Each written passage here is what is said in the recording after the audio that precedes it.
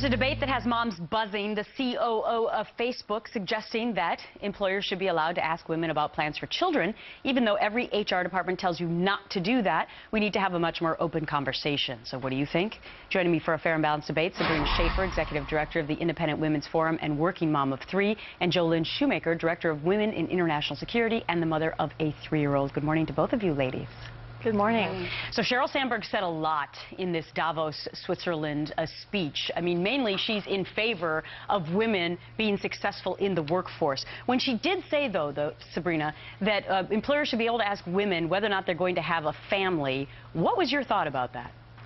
You know, I actually applaud Sandberg for coming out and suggesting that we have a more honest conversation about all of this, because the reality is that when women take off time for maternity leave and when they have children and families like all of us, it takes time away from the workplace. It has a real economic cost to business that we need to consider, not just in terms of resources, but in terms of businesses having to shift employees around and having to share contacts and group cohesion. There's all sorts of real issues that a business faces. And so to try to ignore that altogether seems misguided. Instead, I think we can tackle it head on and work around it.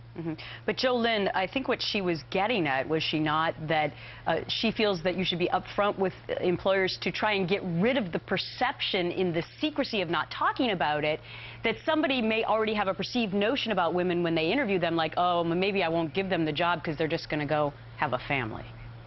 Right. Well, definitely the strategy of asking women up front in either a job interview or throughout the career trajectory for promotions and so forth, what their family plans are, I think is very misguided, and I don't think that's the right strategy at all. However, I do agree that Ms. Sandberg, I think, is trying to elevate the conversation that we need to have and to create a more open dialogue. I think that we need to be very careful about how we do that. We fought a lot of these battles in the 70s and 80s to prevent gender discrimination, and we don't want to walk back on that.